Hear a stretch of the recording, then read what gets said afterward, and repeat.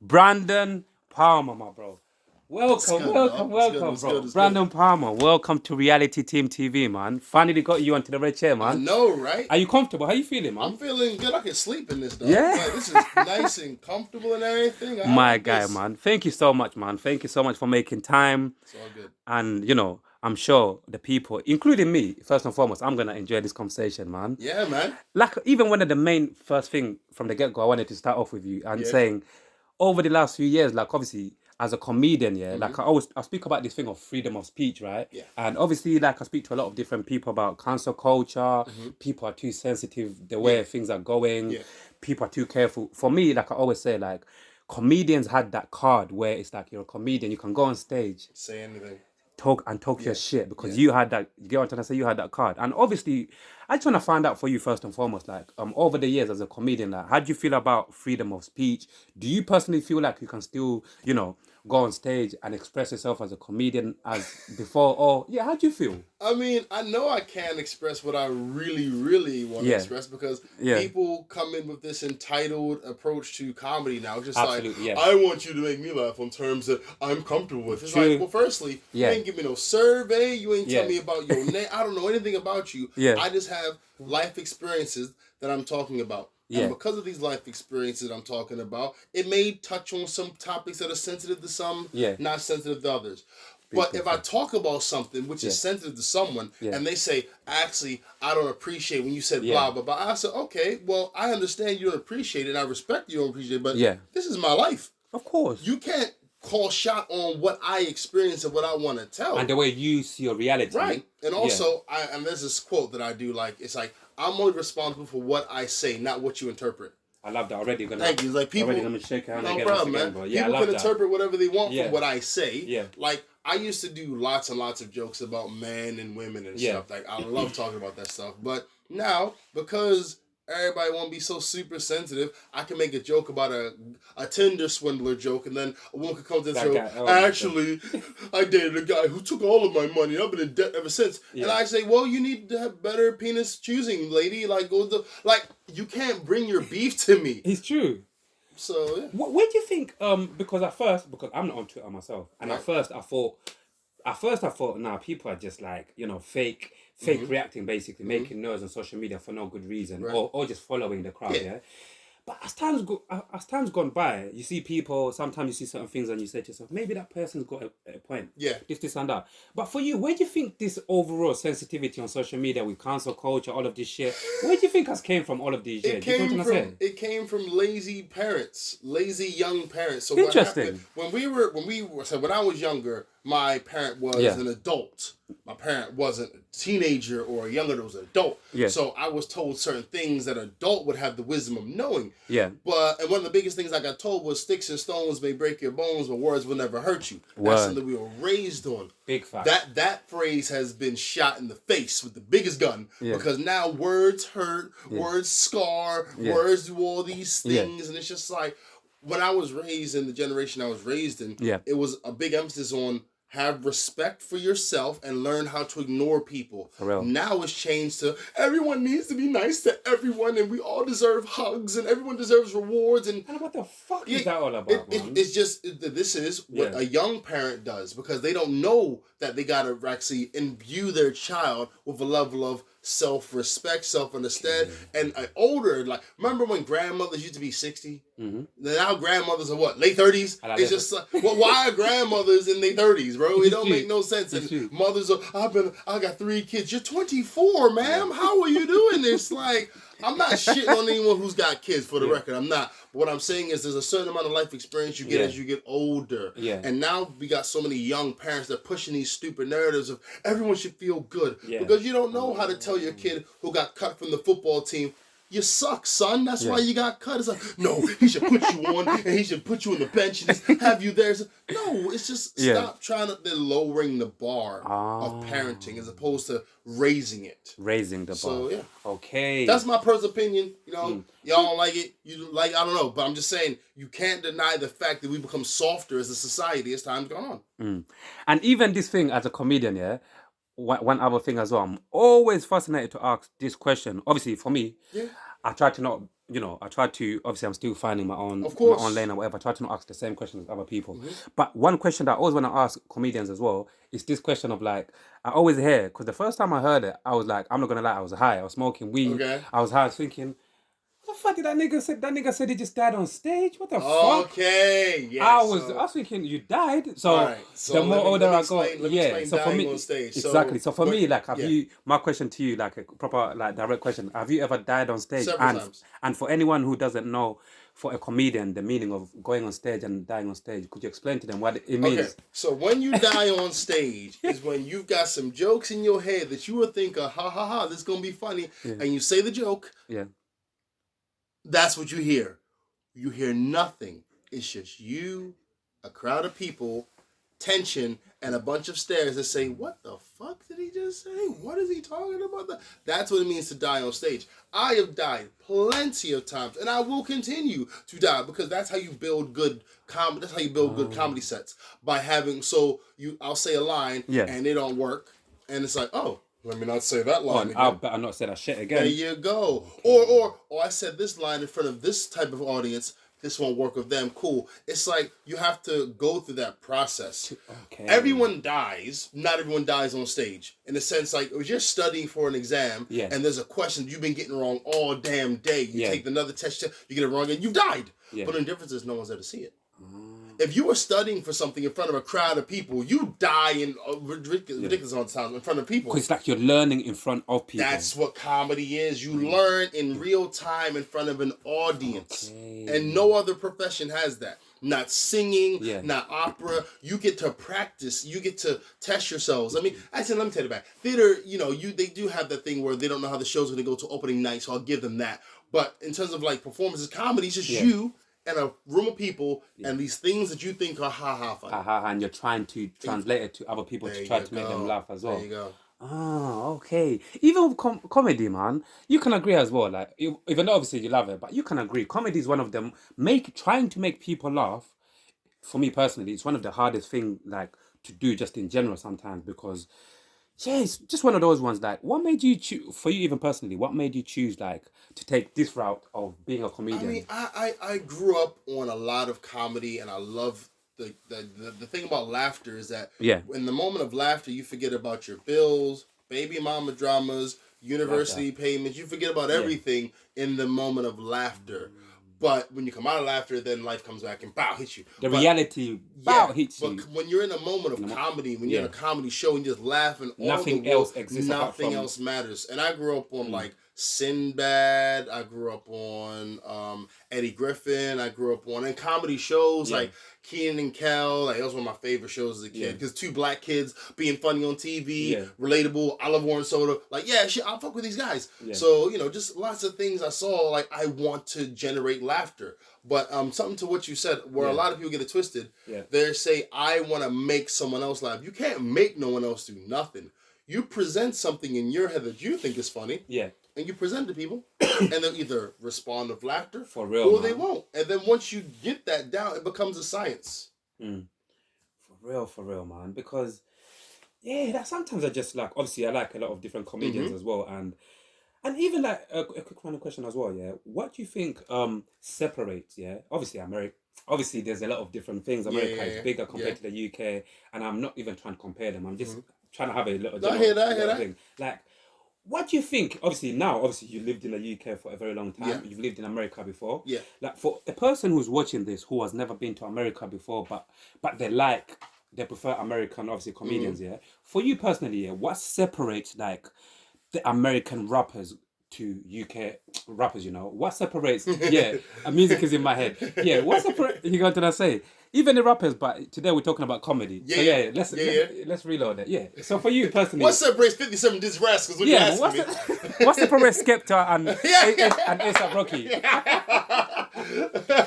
But you got to say. But honestly, what separates for you? Like, what separates literally like American comedy compared to UK comedy? Like, what comedy? I mean, what sets them apart? There's like 4 different facets of it, and it separates in 2 sides. So there's let's go for it. Which is white, and that's British. Yeah. And then there's urban. Those are 2 in the UK.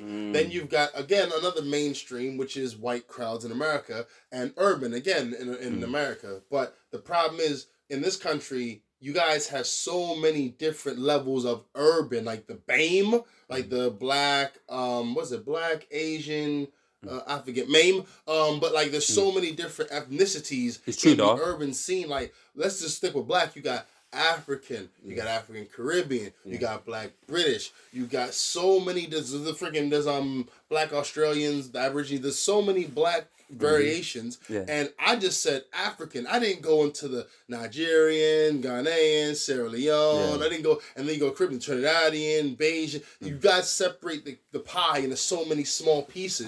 If a Bayesian person tries to do Bayesian related jokes to a Black British crowd, they may not get it. So you guys are separated so much more. Whereas if you go to America, urban, African American, the blanket, Mexicans, and actually there's Puerto Rican stuff too, like a little bit more differentiated. But like the urban scene is more whole out in America than out here. That's what I would say is one of the big differences. But also we're talking about jokes wise. People got different sensibilities. Like you got people that want to be like tickled with laughter. Then you got others that want to laugh from the gut. You got different people who have different levels of comedy. So I could do some jokes that could be too intense for some people. But like sometimes I like to be a dick and divide the room. Like for example, I had a show. Sometimes I can be there. Like you sound like a crazy comedian, you know. Like like to be a dick and divide the room. No, sometimes. So what did I did this? So there was a comedian that went on stage and she was talking about interracial dating. And I was like, I got to give it up there. I think interracial dating is dope. But I can't lie. I love black women. I support black women. I crave black women. Sometimes I want to try happiness. Which is the joke of and the face you made. It just hit me. You know when something and within a few seconds you actually get what you meant. The face you made was when everyone was ooh, but then he started laughing. I divided the room just instantly. But realistically, how many black women's gonna jump on me and give me some pussy? It's not happening. Stop it. So I had fun because I like to have fun on stage. There's no malice in what I'm saying. And that's a big part of my comedy. I don't have malice. That's why I should always like even having these kind of conversations. You know, that's why the more my platform even grows. That's why I want people to never forget, and to also even those people for whatever reason they've been taking life too serious, or comedians too serious. These kind of conversations, I want them to be a reminder. To be like, look, let comedians do their thing, bro. That's it. Let them do their thing because at the end of the day, that's their job. Of course. Especially if you tread certain lines that I can't just go on stage and try to make certain things into a joke. I'll add a little bit to that. If you want to set fire to a comedian or cancel him for saying something that you don't like, set that same energy to your politicians that be butt fucking you on a daily basis. Like, don't come at me at my comedy show because I said something you didn't like. Bro. Go holler at Hancock or freaking the rest of these dumbasses who burn up your money. Or Boris having parties during Christmas when they told your ass to stay at home. Don't come to my show. Cancel them.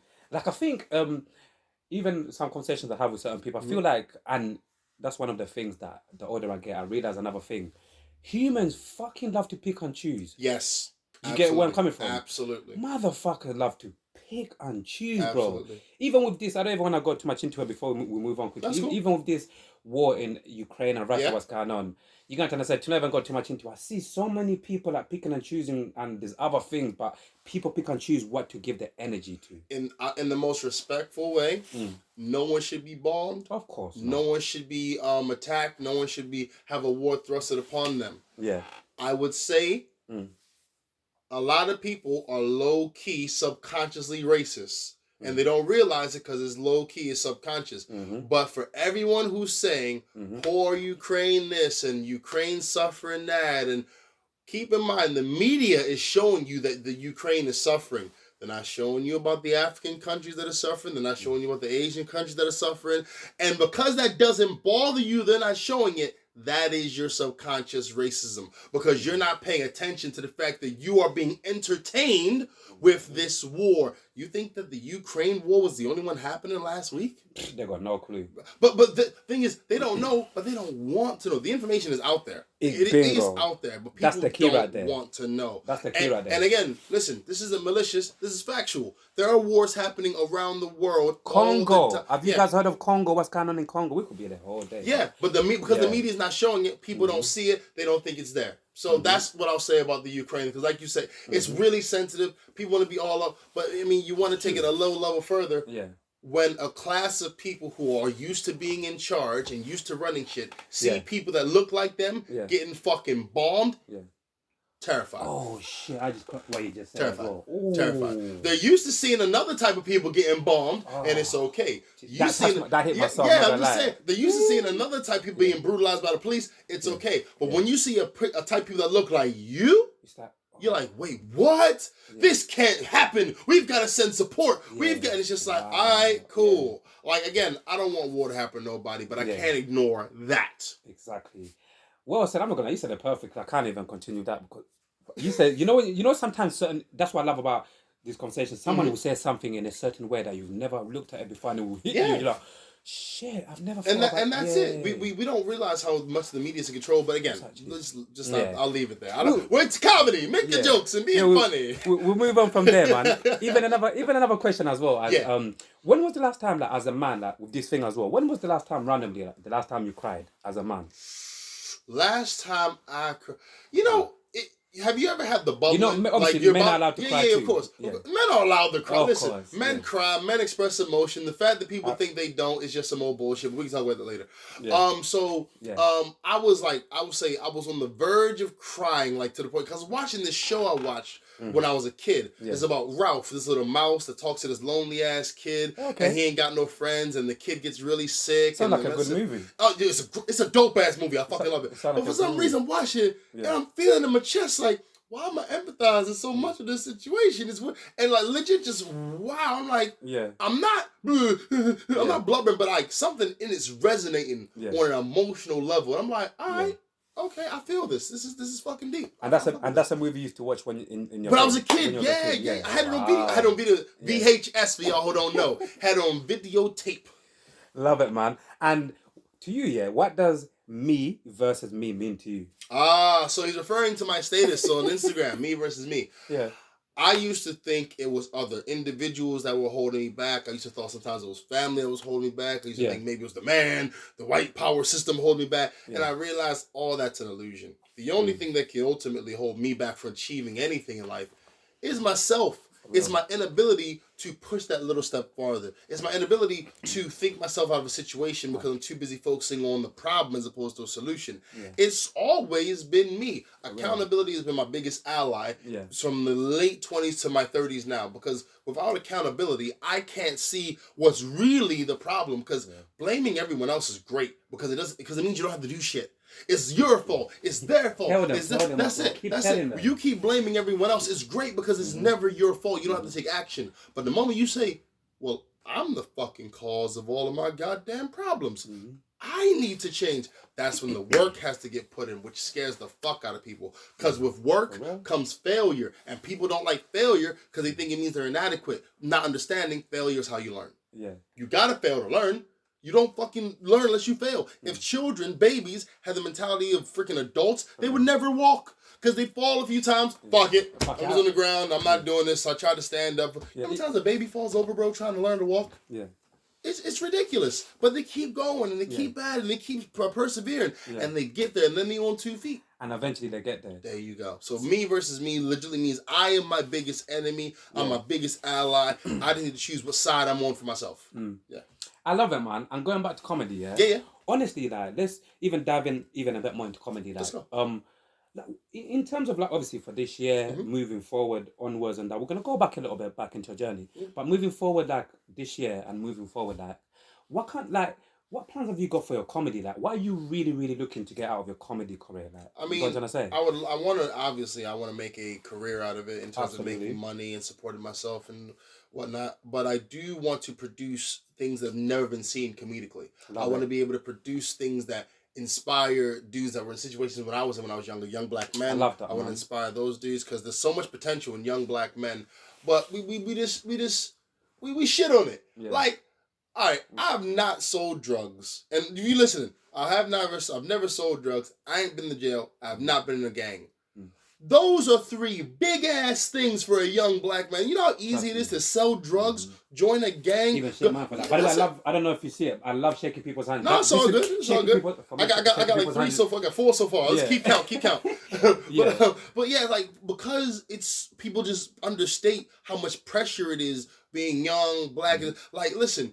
We got strong ass women in our society, in our culture. Strong, and we love the fact they're strong, but they're strong. No one's trying to make sure young black men are strong. They're not trying to raise us to be strong. They just want us to be a man. What kind of man?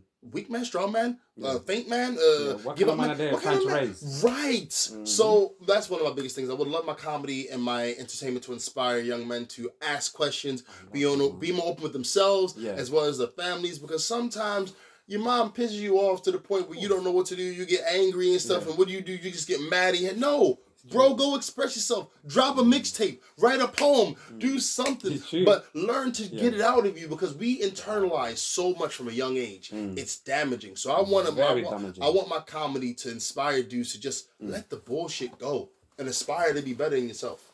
I love that, man. And you see, when they talk about comedians, because even I'll keep it real, because even for me, like comedians doing tours and stuff like that, obviously compared to me, okay, this is the question: what's the difference, between a comedy tour? Obviously, comedy and music is two different things. Yeah. But for you as a comedian, like, have you ever been on a tour before, like on a comedy tour before? No.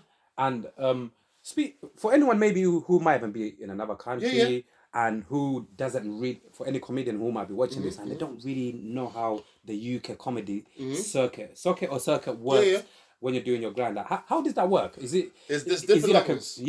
What did that was for you? What's been your journey like? So my personal journey, I've had to take myself from comedy to out of comedy to back to comedy. So I started comedy when I was about 17 years old. Started doing it for 2-3 years. It was fun. Had a really terrible ass show. In my mind, it was terrible. I was being a bitch. And this is why I talk about men understanding to let shit go. I held on to that shit too tight, and it just threw me out of comedy for about 6 years. I was doing YouTube shit.